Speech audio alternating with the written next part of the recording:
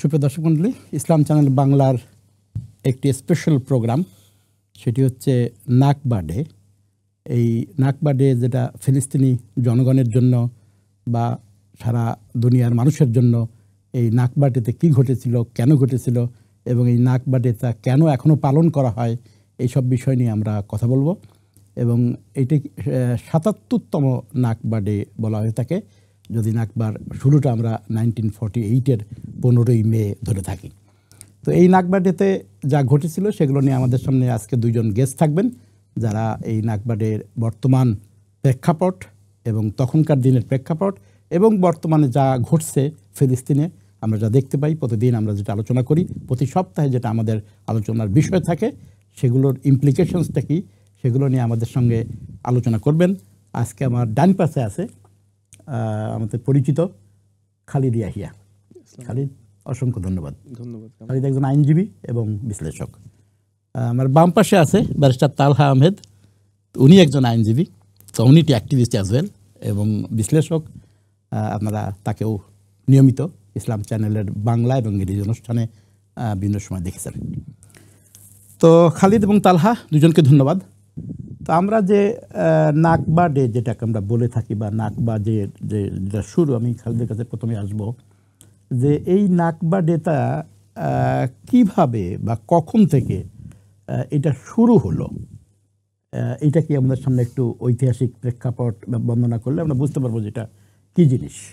জি, ধন্যবাদ কামরুল হাসান ভাই, এবং ইসলাম চ্যানেলকে বিশেষভাবে ধন্যবাদ দিচ্ছি এমন গুরুত্বপূর্ণ এবং তাৎপর্যপূর্ণ একটা ইভেন্টকে আমাদের সামনে উপস্থাপন করার জন্য। এবং আশা করি আজকের আলোচনার মাধ্যমে দর্শক শ্রোতা মণ্ডলী, বিশেষ করে যারা ইয়াং জেনারেশন, তারা এই বিষয়টা পরিপূর্ণভাবে জানতে পারবেন। মূল বিষয় হচ্ছে যে 1917 সালে আমরা যেটা জানি যে বেলফোর্ড ডিক্লারেশন, হঠাৎ করে দাদিন ব্রিটিশ ফরেন সেক্রেটারি উনি একটা প্রমিস মতো করেন আর কি, যে যারা জিউস কমিউনিটি আছে তাদের জন্য একটা আলাদা ল্যান্ড হবে। এটা 1917 সালে উনি ডিক্লেয়ার করেন, বেলফোর্ড ডিক্লারেশন বলে। এবং এরপরে 1922 সালে একটা কনভেনশন হয়, এবং সে কনভেনশনের পরে হচ্ছে মোটামুটি এই বিষয়গুলা সেখানে আস্তে আস্তে সেটেলাররা আসতে থাকে বিভিন্ন জায়গা থেকে। এবং দ্বিতীয় বিশ্বযুদ্ধ যখন শেষ হয় 1945 সালে লিগ অফ নেশন তৈরি হলো, এবং পরবর্তীতে যেটা এখন ইউনাইটেড নেশনসে পরিগণিত হয়েছে।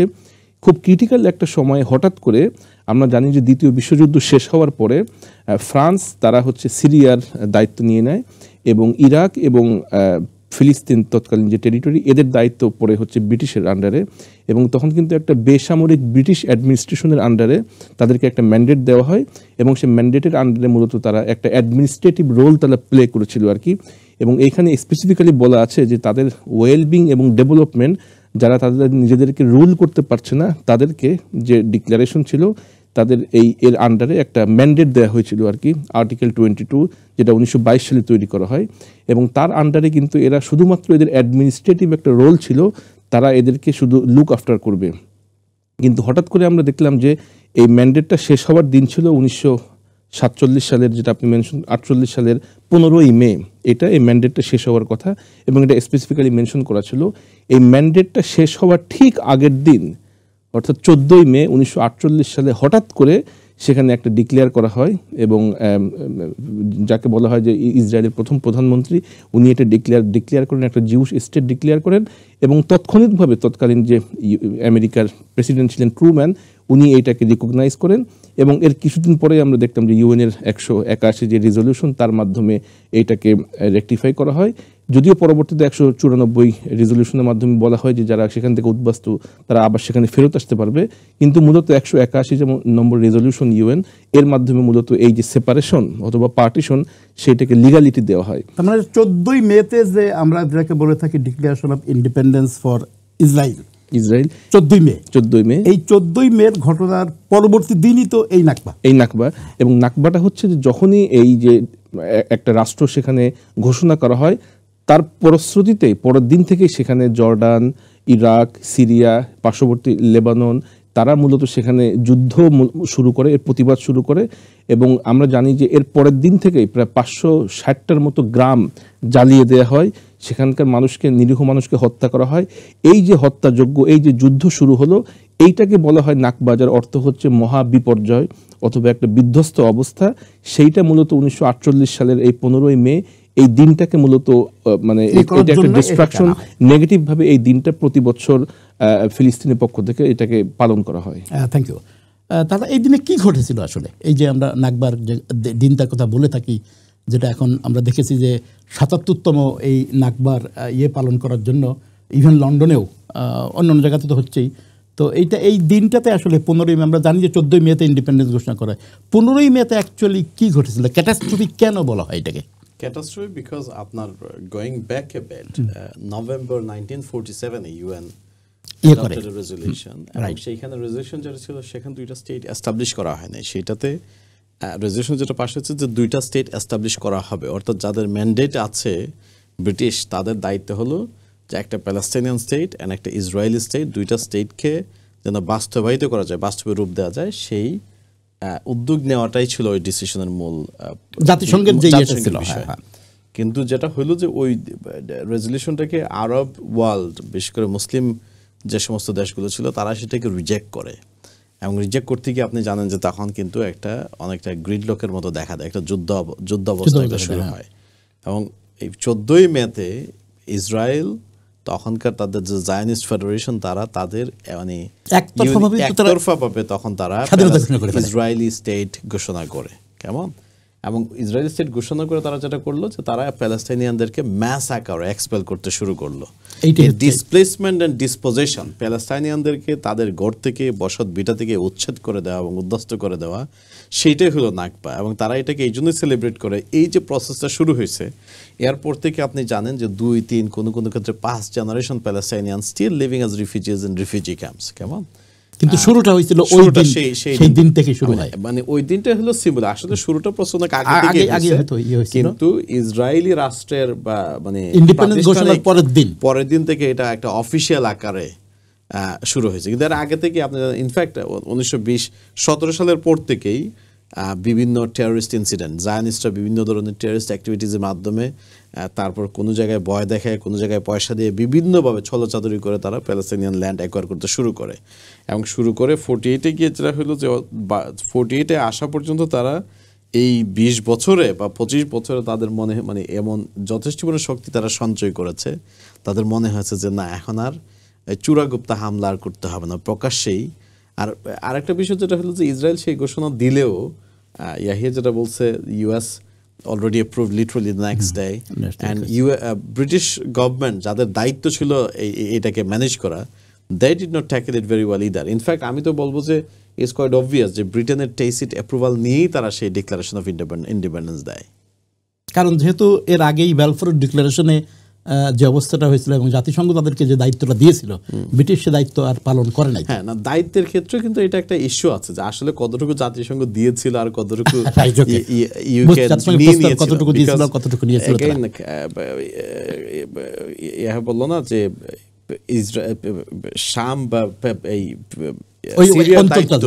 ফ্রান্সের, প্যালেস্টাইনে কিন্তু ফ্রান্সের ম্যান্ডেটে যাওয়ার কথা ছিল, কিন্তু ব্রিটিশরা সেটা দিতে চায় না। এবং না দিতে চাইলে কি করতে হবে, তারা সরাসরি ফ্রান্সের সঙ্গে কনফ্রন্টেশন যাইতে চায় নাই, কেমন? কারণ যদি তারা সেই ম্যান্ডেট থেকে সরে যায় বা সাইক-পিকট এগ্রিমেন্টে তাদের যে আন্ডারস্ট্যান্ডিং এস্টাবলিশ হয়েছিল সেটা যদি সরে যায়, তখন তো এটা আরেকটা নতুন ক্রাইসিস শুরু হবে। দ্বিতীয় বিশ্বযুদ্ধের মানে শুরুর আগে থেকে কিন্তু জুইশ প্রবলেমটা কিন্তু জার্মানিতে ছিল। দ্বিতীয় বিশ্বযুদ্ধের সময় যেটা হয়েছে, এটা একটা চূড়ান্ত রূপ ধারণ করছে। তখন যে জুইশ হোমল্যান্ডের কথা বইলা ব্রিটিশরা এটাকে ফ্রান্সের হাত থেকে নিয়ে গেল। ফ্রান্সের তখন আর বলার এই সুযোগ থাকলো না যে আমাদেরকে এটা দাও, তাই না? সো ব্রিটিশরা শুরু থেকে এটা মানে আনফরচুনেটলি ব্রিটিশ বলতে এখন আমাদেরই সরকারের মানে হিস্টোরিক তো আমরা এইটা মানে সৃষ্টিটাও আমরা আমাদের জিয়ে রাখাটা আমাদের। এবং এখনো আপনি দেখেন যে ওয়ার্ল্ড অর্ডার ডেভেলপের পিছনে ইন্টেলেকচুয়াল কন্ট্রিবিউশন কিন্তু মেজরিটি ব্রিটিশদের। সেই ওয়ার্ল্ড অর্ডারকে যখন ইসরায়েল এইভাবে করে দিচ্ছে, মানে তুচ্ছ করে দিচ্ছে, ব্রিটিশ সরকারের মুখ থেকে কিন্তু খুব জোরালো প্রতিবাদ আসছে না। এমন এমন ঘটনা আছে যেগুলো তাদের আমরা রিসেন্টলি যদি বলি, তাদের 2জন এমপিকে সেটা আছে, অনেক কিছু তো আছে। বাট তার চেয়ে সিরিয়াস যেটা হলো, আজকের সম্ভবত গার্ডিয়ানের রিপোর্ট যে in 1970s Western intelligence agencies including Britain were directly facilitating information which enabled Israel to kill Palestinian liberation fighters. Even now there are questions if British spy planes, unmanned aerial planes are gathering information which Israel is using to target people using AI technology and so on, even now. Thank you Talha. তোমার কাছে ফিরে আসতে চাই যে এই যে আমরা দিনটার কথা বললাম, যেটা 15th of May, যেটাতে এই ঘটনা বা যেটাকে আমরা এখন ডে অফ কমেমোরেশন বলি, নাকবা ডে বলি, তো এই দিন কি কখন থেকে এটা পালন করা শুরু হয় বা কখন থেকে ফিলিস্তিনি লোকেরা এই দিনটাকে গুরুত্ব সহকারে পালন করে?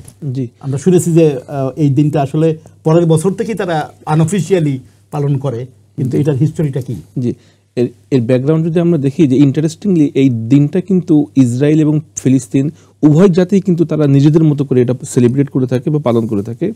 কিন্তু 1998 সালে যখন এটার 50 বছর পূর্তি হলো, তখন দেখা গেল যে ইসরায়েল তাদের রাষ্ট্রের যে গোড়াপত্তন হয়েছে, যেটা তালহা ভাই বললেন অফিসিয়ালি যে গোড়াপত্তন হলো, এইটার 50 বছর তারা খুব বড় আকারে সেলিব্রেট করার জন্য ঘোষণা দিল। তখন ফিলিস্তিনের পক্ষ থেকে দাদিন প্রাইম মিনিস্টার ইয়াসিন আরাফাত উনি তখন ঘোষণা করলেন যে তাহলে আমরা যেহেতু 14ই মে ইসরায়েল রাষ্ট্র গঠিত হয়েছে, আমরা 15ই মেটাকে আমরা বড় আকারে সেলিব্রেট করব এবং আমরা নাম দেব এটাকে নাকবা করে।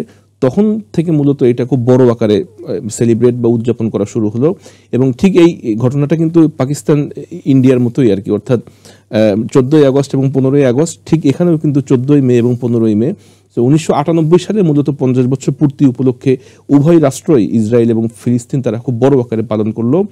এবং এরপরে এটা জাতিসংঘের একটা রিকগনিশন নেওয়ার একটা বিষয় আসে, তো তখন এটা অ্যাপ্লিকেশন করা হয় এবং 2022 সালে এসে এটা জাতিসংঘ অফিসিয়ালি এটাকে রিকগনাইজ করে এবং 2023, 2024 এবং এবার 2025 সাল অর্থাৎ তৃতীয় বছর এটা অফিসিয়ালি ইউএন এর পক্ষ থেকে বড় আকারে নাকবা ডে হিসেবে পালন করা হচ্ছে। এই বিষয় পালন করার একটা সিম্বলিক এবং বড় একটা সিগনিফিকেন্স আছে, সেটা হচ্ছে যে হয়তো এই দিনটার কথা, এই যে তাৎপর্য, এর যে ব্যাকগ্রাউন্ড, এইটা হয়তো ইয়াং জেনারেশন অথবা ইভেন আমরা যারা ওই সময় জীবিত ছিলাম না, আমরা যারা দেখিনি, শুধুমাত্র ইতিহাসের বই পড়ে আমরা এই বিষয়টা জানি, তাদের কাছে এই বার্তাটা পৌঁছে দেওয়ার জন্য এই বিষয়টা খুবই গুরুত্বপূর্ণ। তালহা ভাই যেভাবে ক্যাটাগরিক্যালি বললেন, এই যে হিস্টোরিক্যাল ব্যাকগ্রাউন্ড, 1948 সালে শুরু হলো, এরপরে 1956 সালে একটা যুদ্ধ হয়, 67 সালে একটা হয়, 73 সালে একটা হয়, 82 সালে একটা হয়, এই যে পরস্পরাই একটার পরিবর্তে এই যে হত্যাকাণ্ডগুলো, বড় বড় ইনসিডেন্টস, এই যে ইতিহাসের বাক পরিবর্তনের সময়গুলা, এটা অফিসিয়াল শুরু হয় কিন্তু সেই 1948 সালের 14ই মে 15ই মে, ওই যে প্রেক্ষাপট তৈরি হয় সেখান থেকে কিন্তু কন্টিনিউয়াসলি এই বিষয়গুলো চলতে থাকে এবং বর্তমানে কি হচ্ছে সেটা তো আমরাই এর সাক্ষী আর কি। এই কারণে এই দিনটা খুব তাৎপর্য সহকারে পালন করা, এর ব্যাকগ্রাউন্ডটা জানা, এর লিগাল এন্টিটি, লিগাল অ্যানালাইসিস, যাদের ম্যান্ডেট ছিল না তারা আরেকজনদেরকে ম্যান্ডেট দিল, যারা মূলত সেটেলার এবং সেখানকার যারা স্থায়ী বাসিন্দা, পার্মানেন্ট সিটিজেন যারা, তাদেরকে অবজ্ঞা করে, তাদেরকে সেখান থেকে ডিসপ্লেস করে এই যে একটা হত্যাযোগ্য বাহির থেকে উড়ে এসে সেখানে সেটেলার হিসেবে, এই যে টোটাল ব্যাকগ্রাউন্ড, এইটা জানা এবং পরবর্তীতে এই লিগাসি নেক্সট জেনারেশনের কাছে পৌঁছে দেওয়ার জন্য এই দিনটা সুন্দরভাবে উদযাপন করা। তারা এই দিনটা কিভাবে এখন বা পরবর্তীতে কিভাবে তারা এই দিনটাকে পালন করে? এটা কি শুধু আমরা তো লন্ডনে দেখি একটা প্রোটেস্ট মার্চ হয়, আমি দেখেছি লিফলেট, আমাদের মস্কে বা বিভিন্ন জায়গায় লিফলেট দেখেছি যে বোধহয় স্যাটারডেতে নাকবা 77 দিয়ে 77 বছর নাকবা হচ্ছে মানে এমবার্কমেন্টে এটা হয় প্রোটেস্ট মার্চ হবে। কিন্তু আরব ওয়ার্ল্ডে বা আমাদের যে রিফিউজি সেন্টারগুলো আছে আরব ওয়ার্ল্ডের বিভিন্ন দেশে দেশে আমি দেখলাম যে সব জায়গাতেই এটা পালন হয়, ইনসাইড প্যালেস্টাইন, ওয়েস্ট ব্যাংক এবং সকল রিফিউজি সেন্টারে। তো তারা কিভাবে পার করে? শুধু কি বক্তৃতা বা মার্চ, নাকি আরও অনেক কীভাবে তারা এই দিনটাকে স্মরণ করে বা পালন করে, বা কিভাবে আমরা দেখি যে এটাকে তারা গুরুত্ব সহকারে নিয়েছে? আপনার প্রশ্নটা আনসার দেওয়ার আগে জাস্ট একটু অ্যাড করতে চাই। ঠিক আছে। ইসরায়েল কিন্তু শুধু যে দেশ ভাগ করে বা বিরাট একটা অংশ নিয়ে মানুষকে, প্যালেস্টাইনদেরকে সরাই দিয়ে স্টেট করছে, বিষয়টা শুধু এইখানে কিন্তু সীমাবদ্ধ না। আপনারা জানেন যে ইসরায়েলে কয়েকদিন আগে ম্যাসিভ ফরেস্ট ফায়ার হইলো। কেমন এই ফায়ারের একটা ব্যাকগ্রাউন্ড আছে। ব্যাকগ্রাউন্ডটা যেটা হলো যে যখন থেকে তারা সেটেলারটা ওখানে মানে সেটেল করলো, তারা শুধু জায়গায় নেয় নাই, তারা প্যালেস্টাইনের ক্যারেক্টার পর্যন্ত পরিবর্তন করে দেওয়ার চেষ্টা করেছে এবং হাজার হাজার একর জায়গায় ইউরোপিয়ান ট্রি গাছ, আই ফরগট দ্য নেম, ওইটা তারা প্ল্যান করেছে হাজার হাজার একর জায়গা নিয়ে, because they wanted to change the nature and the look whole thing of it, এবং এটার ফলশ্রুতিতে যেটা ওই গাছগুলো প্যালেস্টাইনের জন্য অ্যাপ্রোপ্রিয়েট না ওই ল্যান্ডের জন্য, ওই সয়েলের জন্য বা ওই ইয়ার জন্য, that facilitated this fire in a way.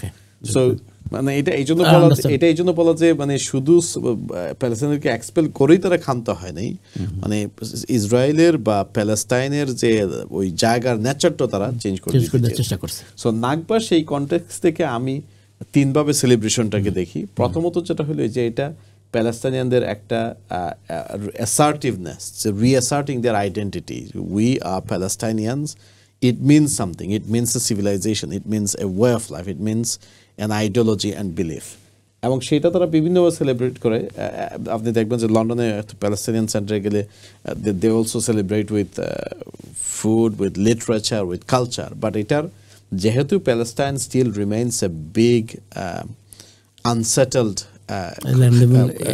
Challenge of the world, তো এইখানে মূল ফোকাসটা অবভিয়াসলি পলিটিক্যাল, মূল ফোকাসটা হলো to demonstrating political support for Palestinian cause. সেটা ডেমনস্ট্রেশনের মাধ্যমে মূলত হয়, বাট আরও বিভিন্নভাবে কোনো রাষ্ট্র, এখন আসলে আমি এক্স্যাক্টলি জানি না কারা করে, কিন্তু একটা সময় দেখি যে বিভিন্ন মুসলমান রাষ্ট্রগুলো বিভিন্ন রাষ্ট্রীয় পৃষ্ঠপোষকতায়ও তারা এটাকে সেলিব্রেট করতো। এক্স্যাক্টলি মিডল ইস্টে তারা কীভাবে সেলিব্রেট করে ডিফিকাল্ট টু সে, কারণ আপনি জানেন যে বিশেষ করে গালফ কান্ট্রিগুলোতে, ইভেন জর্ডান যেখানে সবচেয়ে বেশি প্যালেস্টাইনিয়ান, ওখানে কিন্তু সেন্টারগুলোতে রিফিউজির যে সমস্ত এরিয়া আছে বা রিফিউজ ওরা তো পালন করে, কিন্তু গভর্নমেন্ট লেভেলে পালন করে কিনা, গভর্নমেন্ট লেভেলেও না, শুধু ইভেন পাবলিকলি সেলিব্রেট করার ক্ষেত্রে অনেক রেস্ট্রিকশন আছে, বিশেষ করে সৌদি আরব, ফর এক্সাম্পল সৌদি আরব, গালফ কান্ট্রিগুলোতে এটা সেলিব্রেট করা সম্ভব না, একদম ঘরোয়া পরিবেশে হয়তো মানুষ কনফারেন্স করছে আর বেশি না। আর রিফিউজি ক্যাম্পগুলো তো ওগুলো almost like state within a state, তো সেখানে ওরা করছে because this is part of their identity, this is who they are, it reflects their aspiration, যে তাদের হৃদয়ের মানে ব্যথা কোন জায়গায়, ব্যথার কারণ কি এবং তাদের অ্যাসপিরেশন কি, সেটাকে তারা কিভাবে এই ব্যথাটাকে তারা মানে রিমুভ করার বা হিল করার প্রসেস তারা কীভাবে মনে করে সেইটাই, যে so to recognise their identity, to recognise the pain and the injustice that's been matter to them, and also to reassert their aspiration to build an independent, sovereign Palestinian state. Thank you. এই দিনটাতে তারা পালন করে বা এই দিনটাতে যে তারা তাদের যে তারা যেটা বললো সেলিব্রেশন করে, এখনো করতেছে, তো এটা কি আসলে জরুরি বা কতটুকুন জরুরি? যে এই আমরা যতই আমরা দেখি এখানে বিভিন্ন বর্তমান কনটেক্সটে যে ডিস্ট্রাকশন দেখতেছি, তো এটা কি এই ফিলিস্তিনির জনগণের এই যে ইতিহাস, এইটা কি এই দিনটাকে ব্যবহার করা উচিত ইয়াং জেনারেশন বা অন্যান্য সব জায়গাতে এই ইতিহাস জানানোর জন্য? এই যে ডিসপ্লেসমেন্ট ঘটেছিল এগুলো তো এখন মেমোরিতে এত বছর আগের, 77 বছর আগের ঘটনা, তো এই দিনটাকে কি এইভাবে ইউজ করা উচিত বা ফিলিস্তিনিরা কি এইভাবে সারা দুনিয়াকে জানানোর জন্য কি এই দিনটাকে আরও ভালোভাবে ব্যবহার করতে পারে? কারণ বর্তমান অবস্থা আমরা যারা দেখতেছি সেটা তো আরও ডিস্ট্রাক্টিভ। জি, এই দিনটা পালন করা উচিত এই কারণে যে আমরা যখন এই যে বর্তমান ঘটনা, বিশেষ করে 7 অক্টোবর থেকে যেটা শুরু হলো, অনেক সময় আমরা কথার প্রেক্ষাপটে বলে থাকি যে এটা হয়তো শুধুমাত্র হামাসের কারণে অথবা পিএলওর কারণে অথবা যারা অ্যাগ্রেসিভ অ্যাটিটিউড শো করে তাদের কারণে মূলত এই কিলিংসগুলো হচ্ছে অথবা এই অ্যাগ্রেশনগুলো হচ্ছে অথবা ইসরায়েলের পক্ষ থেকে অ্যাটাকগুলো হচ্ছে। কিন্তু আমরা যদি একটু ব্যাকগ্রাউন্ডে যাই, যেটা তালহা ভাই খুব চমৎকারভাবে বললেন যে 1948 সালে ওই সময় কিন্তু এই সংগঠনগুলো তখন তৈরি হয়নি, অর্থাৎ সেটেলাররা তারা বাহির থেকে এসে সেখানকার যারা পার্মানেন্ট সিটিজেন তাদেরকে ডিসপ্লেস করলো, তাদেরকে নিরীহ মানুষদেরকে কোনো ধরনের কারণ ছাড়াই তাদের জায়গা থেকে গ্রামের পরে গ্রাম হত্যা করলো, শিশুদেরকে হত্যা করলো।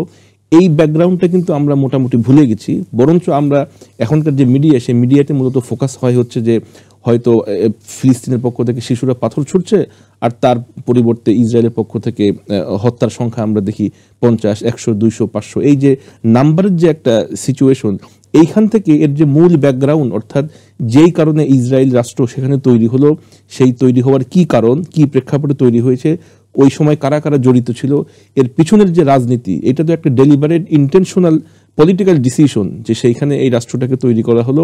এবং আন্তর্জাতিক আইন যদি আমরা দেখি তাহলে দেখবো যে একটা রাষ্ট্র তৈরি হওয়ার জন্য 4টা এলিমেন্ট, যেটা 1932 সালে মন্টেভিডিও কনভেনশনের মাধ্যমে সেটেল হয়ে গিয়েছে এবং 1947 সালে এসে 48 সালে এসে সেইটাকে সম্পূর্ণ নেগেট করে এই যে একটা রাষ্ট্রের অভ্যুদয় সেখানে হলো, এই ব্যাকগ্রাউন্ডটা জানার জন্য এই নাকবা দিবসটা ইতিহাসের আলোকে এর সিগনিফিকেন্ট ব্যাকগ্রাউন্ড এটা সহকারে পালন করা, এবং বিশেষ করে মুসলিম দেশগুলোতে, এবং যেহেতু একটা 7 অক্টোবরের পর থেকে সাম্প্রতিক সময়ে একটা ভালো ধরনের জাগরণ তৈরি হয়েছে বিশ্বের সকল জায়গাতেই, সুতরাং এই দিবসটা এখন পালন করা আরো বেশি তাৎপর্যপূর্ণ ইতিহাসের আলোকে ব্যাকগ্রাউন্ডটা জানার জন্য। প্র্যাকটিক্যালিও এখানে আরেকটা ইস্যু আছে, যেটা যে কেন এটা দরকার। প্যালেস্তিনিয়ানদের অপশন কি? তাদের একটা অপশন হলো যে ইসরায়েলের মধ্যে, যেন ইসরায়েল কিন্তু নিয়ারলি 20% প্যালেস্টাইনিয়ান, ওখানে মিশে যাওয়া, সেখানে become part of the Israeli nation, মানে ব্রড ইসরায়েলি কান্ট্রির মধ্যে তাদের এটা একটা অপশন। আরেকটা অপশন ছিল যে যারা বিভিন্ন রিফিউজি ক্যাম্পে আছে ওইসব দেশে তাদেরকে অ্যাবজর্ব করে ফেলা। But reality is that is not happening. আপনি যদি ইসরায়েলে দেখেন, Israel is a Jewish state. এটা কিন্তু একটা, যদিও বলে একমাত্র democracy in the middle east, the reality is ওখানে জুইশদের বাইরে যারা আছে এদেরকে কিন্তু ইকুয়াল সিটিজেন হিসেবে ট্রিট করা হয় না। কেমন? সো এখানে প্যালেস্তাইনিদের কিন্তু ওখানে ব্ল্যান্ড হওয়ার কোনো সুযোগই নেই। জর্ডান যদি আমরা বলি, সিরিয়া বলি, ইজিপ্ট বলি, যেখানে লার্জ প্যালেস্তাইনি পপুলেশন আছে, সেইখানে কিন্তু ওই দেশগুলো তাদেরকে আলটিমেটলি অ্যাবজর্ব করছে না। কেমন? এখন আপনাকে যদি অ্যাবজর্ব করে না, আপনি যে একটা স্টেট চাচ্ছেন, কেন চাচ্ছেন, সেটার তো মানে ইন্টেলেকচুয়াল আর্গুমেন্টটা তো জিয়ে রাখতে হবে।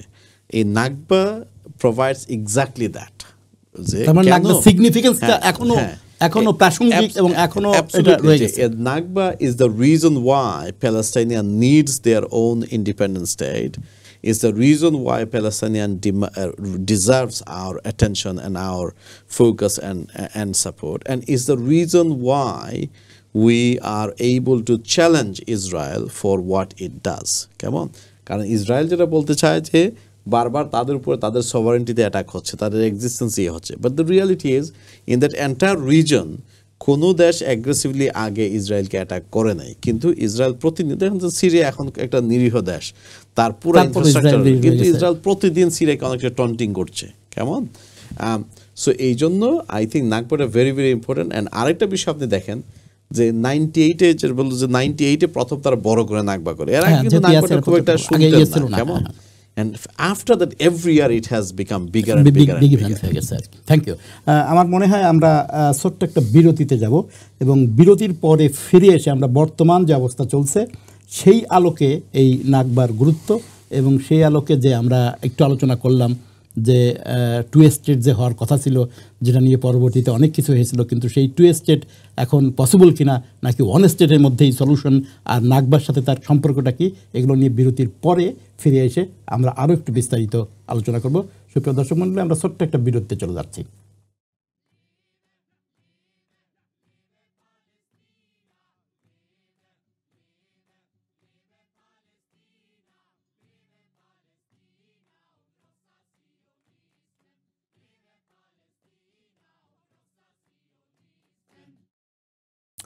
সুপ্রিয় দর্শক মণ্ডলী, বিরতির পরে আমরা আবার ফিরে আসলাম।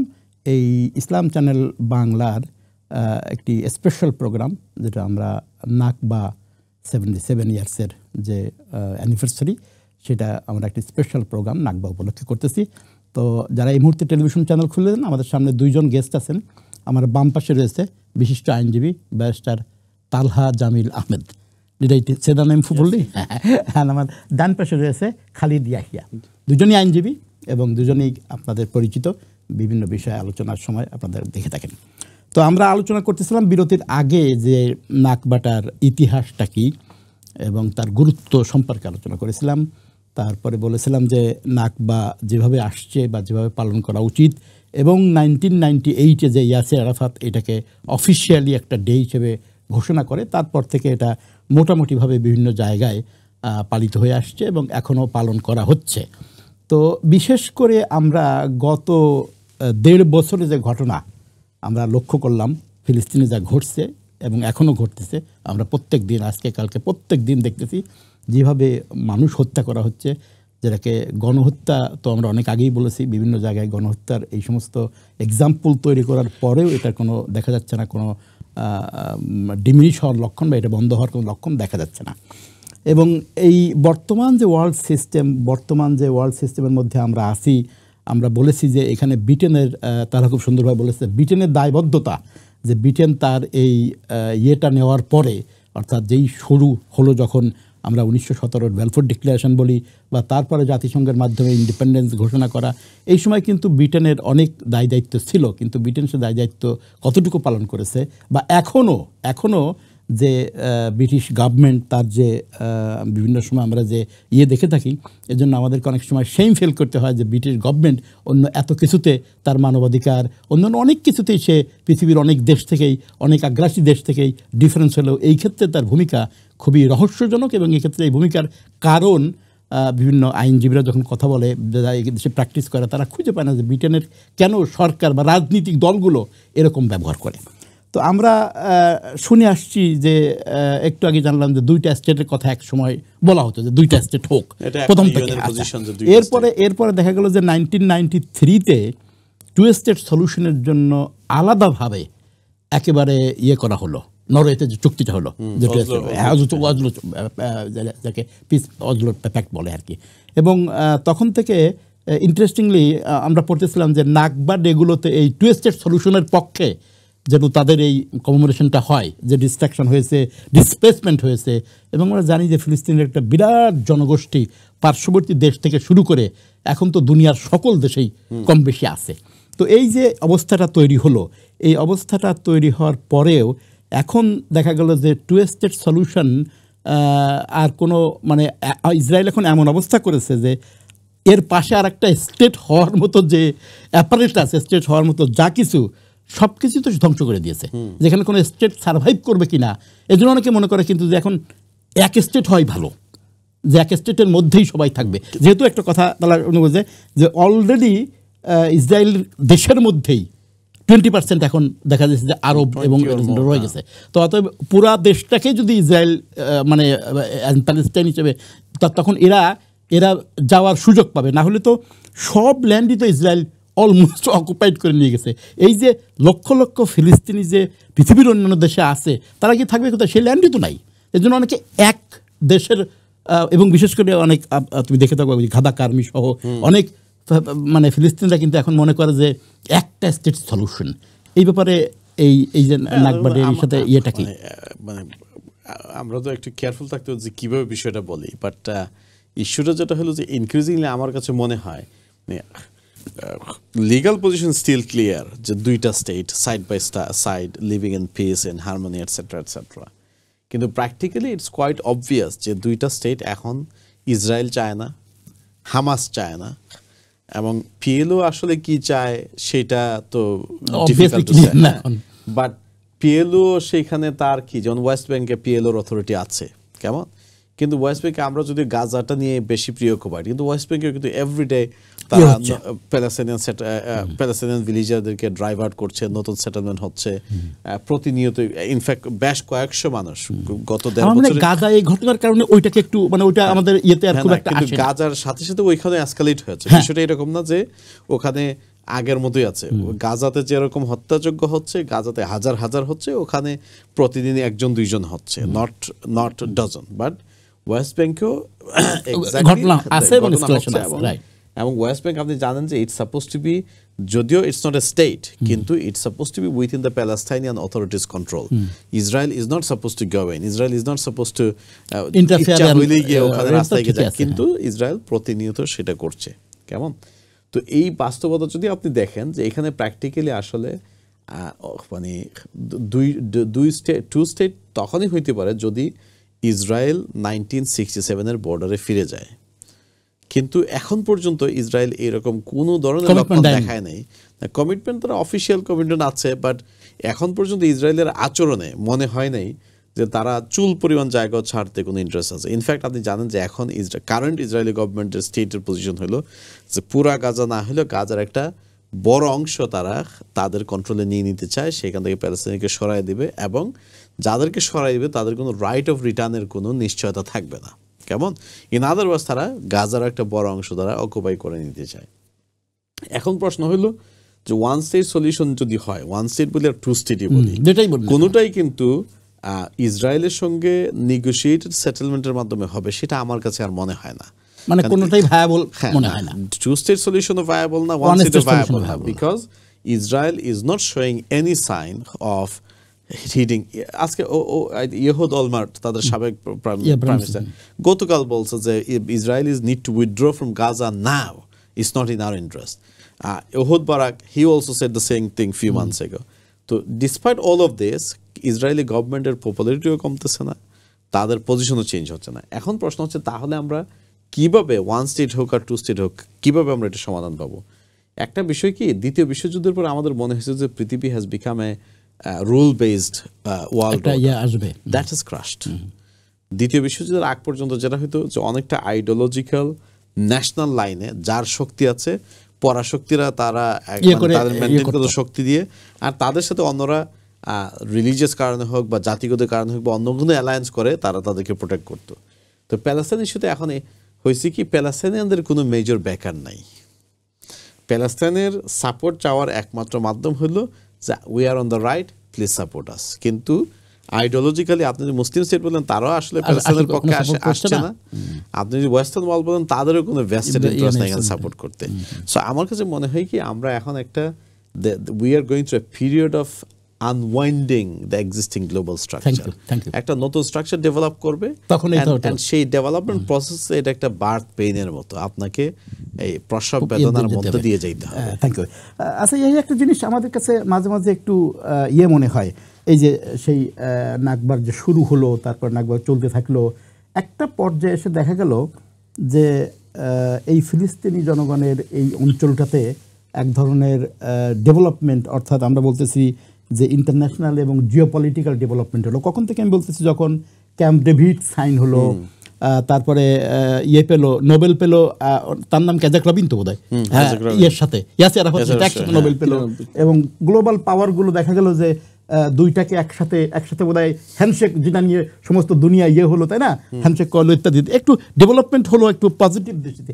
এটা কেন পরবর্তীতে আর সাস্টেইন না করে বরং উল্টা দিকে গিয়ে, এবং ইসরায়েলে এখন যেটা তারা খুব সুন্দর করে বললো যে এখন আসলে বেঞ্জামিন নেতানিয়াহু হোক আর তার অপোজিশন হোক, কারো কাছ থেকেই কোনো পাওয়া যাচ্ছে না যে আসলে ফিলিস্তিনি জনগণের জন্য যতটুকু আইজাক রবিন বা ইয়েরা করেছিল ততটুকু ওরা এখন কোনো নাই আর কি। এই ইতিহাসটা কিভাবে এরকমভাবে হয়ে গেল? আচ্ছা, আমি যদি বলি আর কি, যে আমরা নর্মালি জানি আর কি যে 4টা রিকোয়ারমেন্ট ফুলফিল করা লাগে একটা রাষ্ট্র হওয়ার জন্য। সেখানে ডিফাইন্ড টেরিটরি হতে হবে, এরপরে হচ্ছে পার্মানেন্ট পপুলেশন থাকতে হবে, গভর্নমেন্ট থাকতে হবে, এবং ক্যাপাসিটি টু ইন্টারন্যাশনাল রিলেশনস। এই 4টার কোনোটাই কিন্তু ইসরায়েলের ছিল না, এবং তারা নিজেরাও জানে যে এখানে আমরা বাহির থেকে সেখানে এসেছি, এবং ইতিহাসবিদরাও এটাকে অস্বীকার করে না। মূলত তারা বিভিন্ন কারণে, যে কারণগুলো দেখা হয়, যে কজগুলো দেখানো হয়, তারা সেখানে এসছে। তো একটা রাষ্ট্র যখন গঠিত হলো 14 মে 1948 সালে, এর পরের দিন থেকেই তারা আটক করা শুরু করলো এবং হামলা করা শুরু করলো। তো আমরা যদি, যেটা তালহা ভাই বললেন যে দুইটা রাষ্ট্র পিস অ্যান্ড হারমোনির মাধ্যমে যদি আমরা একই জায়গায় বসবাস করতে চাই পাশাপাশি, তাহলে রাষ্ট্রটা গঠন হওয়ার পরের দিন থেকেই যদি আমি এভাবে হত্যাযজ্ঞ করতে থাকি, মানুষকে ডিসপ্লেস করতে থাকি, তাহলে তো পাশাপাশি বসবাস করার যে বিষয়টা বা যে আকাঙ্ক্ষা, এটা থাকে না আর কি। দ্বিতীয় বিষয় হচ্ছে যে যখন দেখা গেল আরব বিশ্বগুলো যে 67 সালে 73 সালে যখন পরাজিত হলো, এরপরে একটা সময় দেখা গেল যে ক্যাম্প ডেভিড চুক্তির মাধ্যমে আনোয়ার সাদাত এবং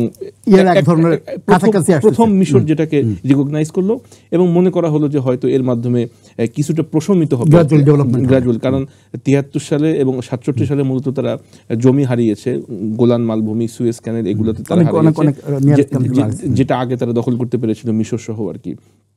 তো ক্যাম্প ডেভিড চুক্তির পরে যখন দেখা গেল যে আরব বিশ্বগুলা রিয়াকশন দিল এবং আনোয়ার সাদাতকে এক পর্যায়ে মৃত্যুবরণ করতে হলো, এরপরেও যখন পর্যালোচনা পিএলও যখন গঠিত হলো, হামাসও গঠিত হলো, এরপরে 1993 সালে যখন নেগোসিয়েশনের মাধ্যমে একটা পর্যায়ে 2 state solution, Oslo piece accord, Oslo শান্তি চুক্তি হলো, তখনও মনে করা হয়েছিল যে হয়তো এর পরের থেকে তাদের আগের যে পজিশন সেখান থেকে সরে আসলো। কিন্তু ইন্টারেস্টিংলি আপনারা দুজন যেটা মেনশন করলেন যে অসলো শান্তি চুক্তিতেও যে বিষয়গুলো বলা হয়েছিল, অর্থাৎ 56% ইসরায়েল এবং 43% ফিলিস্তিনি, তাদেরকে কিন্তু এই 43%-এর যে ভোগ করা জমি বা শান্তিপূর্ণভাবে, সেটাও কিন্তু তাদেরকে দেয়া হয়নি।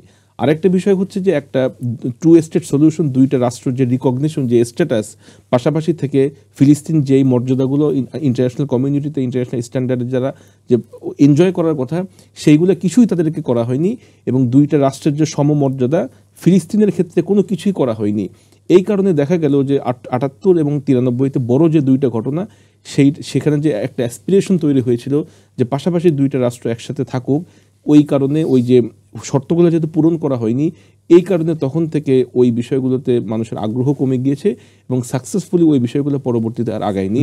এরপরে আমরা দেখলাম যে ২০০০ সাল থেকে পরস্পরে ২০০২, ২০১২, ২০১৪ একের পর এক বড় বড় অ্যাটাক হলো এবং সর্বশেষ এখন আমরা উইটনেস হিসেবে দেখতে আমার যেটা ছিল মানে দুজনের কাছে এই প্রশ্নটা প্রথমে এটা হলো যে আমরা এখন তো ইসরায়েল একটা বাস্তবতা, তাই না, যেটা আমরা আইনের দৃষ্টিতে বলি আর দৃষ্টিতে বলি, বা ফিলিস্তিনি জনগণরা যে থেকে সরে আসলো যে ইসরায়েলকে তারা কোনোভাবেই অ্যাকসেপ্ট করবে না, ইসরায়েল নামে কোনো রাষ্ট্র, এটাকে ডিস্ট্রাকশনই তাদের উদ্দেশ্য, এই পর্যায় থেকে আস্তে আস্তে গ্র্যাজুয়ালি ডেভেলপ করলো। তারপরে দেখা গেলো যে আস্তে আস্তে যেভাবে ফিলিস্তিনিকে ডিমিনিশ করে ফেলালো, তার ল্যান্ড, তার অকুপেশান, ওয়েস্ট ব্যাংক, এবং এক পর্যায়ে কিন্তু সকলেই অ্যাগ্রি করে এখন যে ফিলিস্তিনি নামে কোনো রাষ্ট্র গঠন করার যে উপাদানগুলো দরকার তার কিছুই ঠিকানা নাই, ইসরায়েল রাখে নাই।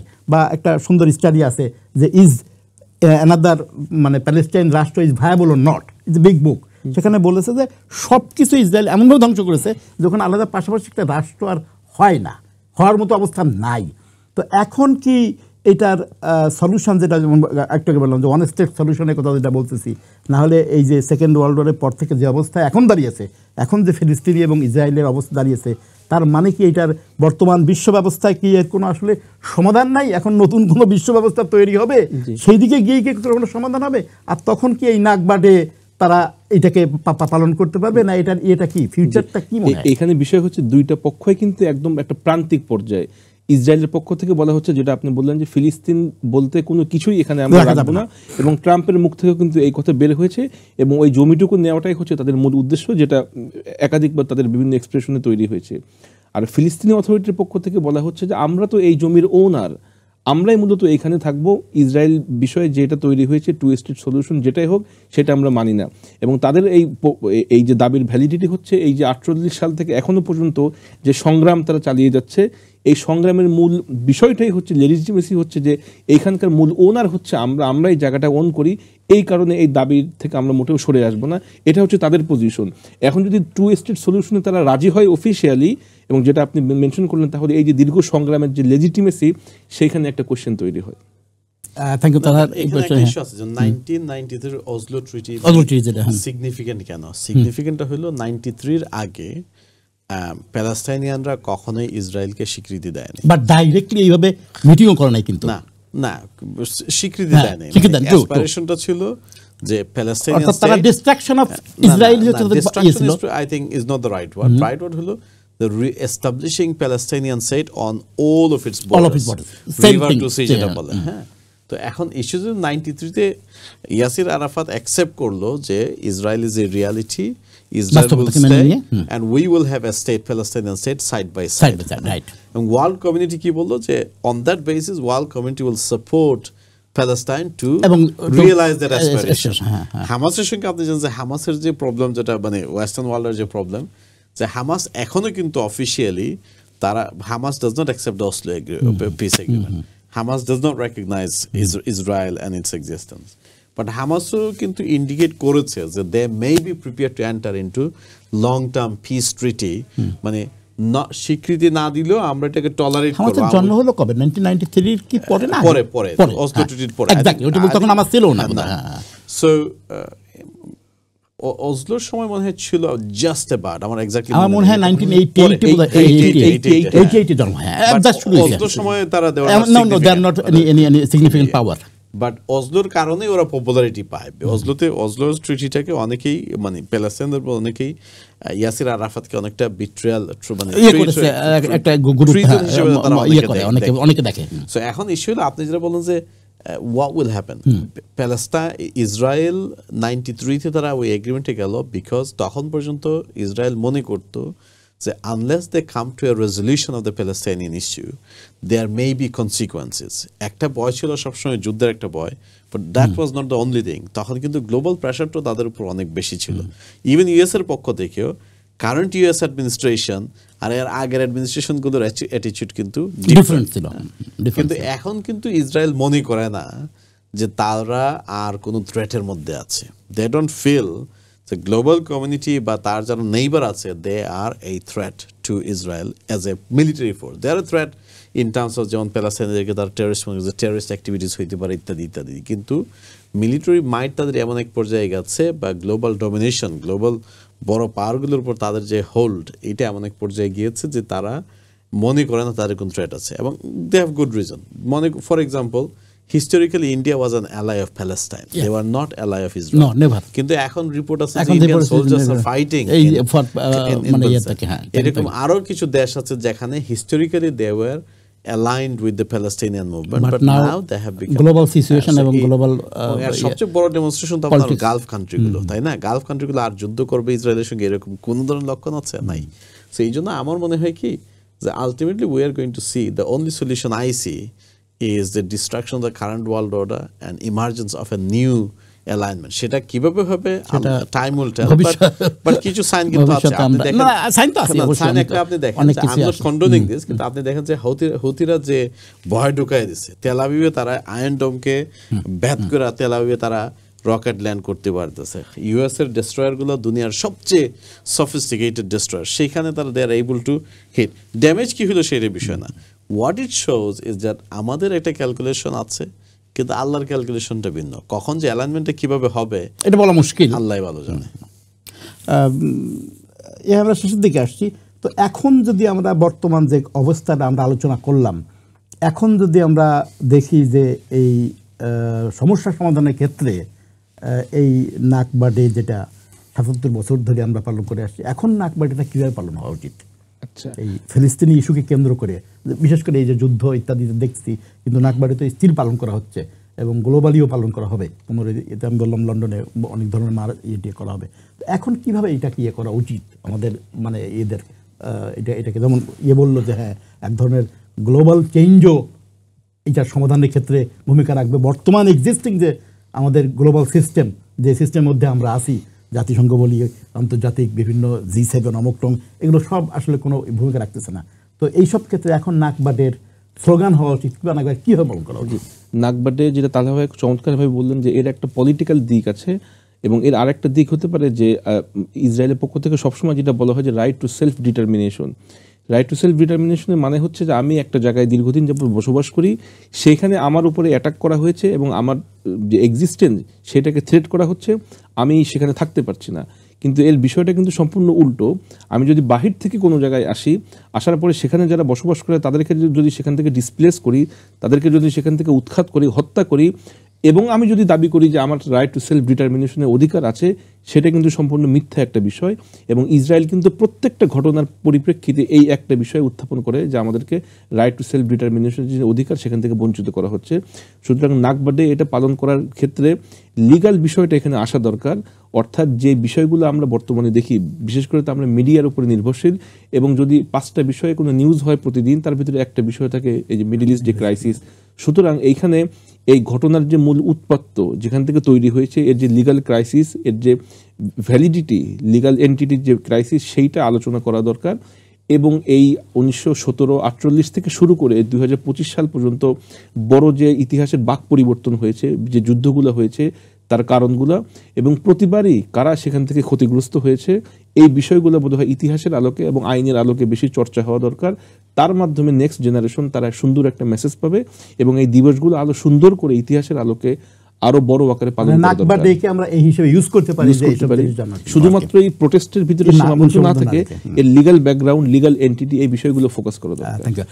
তাহলে লাস্ট কোশ্চেন, সময় আমাদের একেবারেই নেই, সেটা হচ্ছে যে আমরা তো দেখলাম যে নাকবাতে কি ঘটেছিল সেই 15ই মে 1948-এ, কিন্তু এখন যে অবস্থাটা দাঁড়িয়েছে, আমরা যেটা এখন শুনতে পাই এই গত দেড় বছর বিশেষ করে যুদ্ধের পরে, এখন যে ওখান থেকে গাজার সব কে আসলে যে কোনোভাবেই ওখান থেকে ড্রাইভ আউট করে দিয়ে, ইভেন ওয়েস্ট ব্যাংক থেকেও, আর একটা কি নাকবা ডেকে এখন ওরকম আর একটা ডিসপ্লেসমেন্ট এবং আর একটা ওখানে কি ট্রাম্পের রিসোর্ট বানানো থেকে শুরু করে যে সমস্ত এগুলো কি মানে আসলে হওয়ার সম্ভাবনা আছে, বা এগুলো কি আসলে বাস্তবতা, না এগুলো এক ধরনের?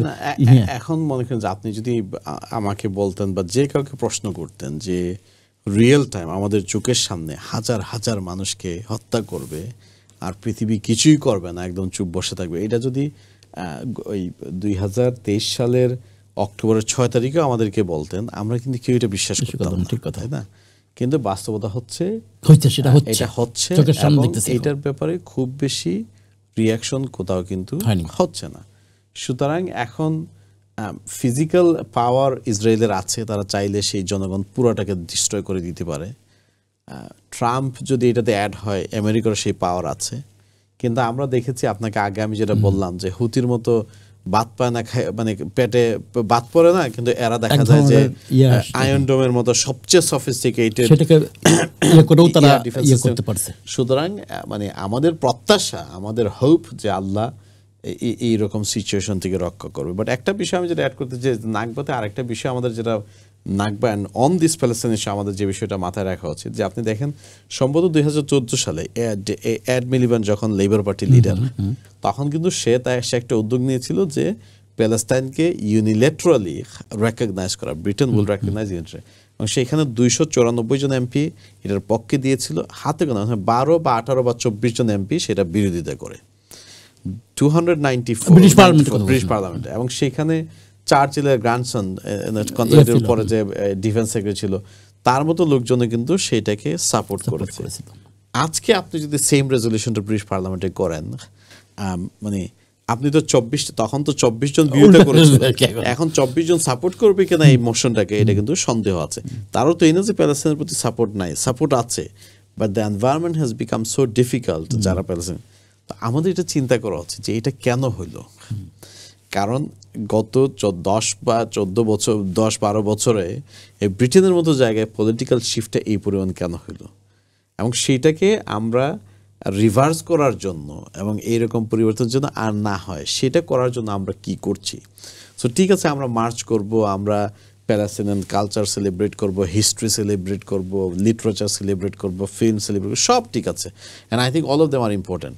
বাট আমরা যারা এই ইস্যুগুলো নিয়ে ফিল করি, আমাদের এটাও চিন্তা করা উচিত যে কেন আজকে ব্রিটেনের অধিকাংশ মানুষ, নিয়ারলি আই থিঙ্ক 63% মানুষ প্যালেস্টাইনকে সাপোর্ট করার পরেও ব্রিটিশ পার্লামেন্টে কেন কোনো এমপি এখনও দাঁড়ায় প্যালেস্টাইনের পক্ষে কথা বলার জন্য তার 10 বার চিন্তা করতে হয়। কেন যারা প্যালেস্টাইনের পক্ষে কথা বলে, যারাই বোল্ড স্টেপ নেয় প্যালেস্টাইনের পক্ষে, তার পলিটিক্যাল কেরিয়ার ওখানেই শেষ হয়ে যায়, আর সে সামনে আগাতে পারে না। এই জিনিসগুলো আমাদেরকে চিন্তা করা উচিত। Thank you. এটা মানে বিশ্ব রাজনীতির একটা বিশেষ করে ব্রিটেনের যে সিচুয়েশন, এটা একটা গুরুত্বপূর্ণ শিফটিং যে হচ্ছে সেটা আর কি। লাস্ট ওয়ার্ড ফ্রম ইউ, আমাদের এখন আর সময় বেশি নাই। এই ইস্যুতে যে ফিউচার যে কোন দিকে যাচ্ছে না, যেহেতু 77তম বছর আমরা এটা আমরা উইটনেস করব, এটা সেলিব্রেট বলতে আমরা সেই বিষয়টাকে করব।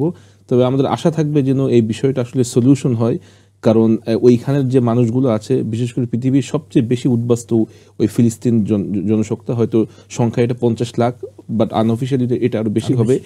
এই বিষয়টার জন্য সমাধান হয় এবং আমরা যেন প্রত্যেকের জায়গা থেকে কিছুটা হলেও ইফেক্টিভ রোল প্লে করতে পারি এই একটা গ্রেট কজে। আমাদের কোনো অবস্থায় যে আমাদের ইনঅ্যাকশন, ওমিশন, প্রত্যেকটা পদক্ষেপের জন্য এই কজটাকে জন্য আমরা সাপোর্ট করি এবং এর জন্য একটা সমাধান আমরা দেখে যেতে পারি।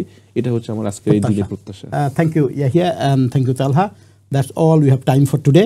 আমরা আশা করব যে এই নাকবা 77, অর্থাৎ 77 ইয়ার্সে পড়েছে যে নাকবা, যে ডিসপ্লেসমেন্ট, যে ডিস্ট্রাকশন যেটা হয়েছিল, সেইটার সমাধান করার ক্ষেত্রে যেন এই নাকবা দিবসে পৃথিবীর বিভিন্ন জায়গাতে যেটা পালন হবে বা যেটা পালন করার জন্য সবাই উদ্যোগ নিয়েছে, সেটা মুসলিম কান্ট্রি হোক, অমুসলিম কান্ট্রি হোক, এই ক্ষেত্রে আজকে যে ফিলিস্তিনি জনগণ যারা ফিলিস্তিনের মধ্যে আছে, গাজা এবং ওয়েস্ট ব্যাংক, এবং যারা ফিলিস্তিনি উদ্বাস্ত আছে, আমরা জানি লক্ষ লক্ষ উদ্বাস্ত যারা পার্শ্ববর্তী দেশগুলোতে আছে, তাদেরকে সবাইকে নিয়ে এর একটা সমাধান প্রত্যাশা করি।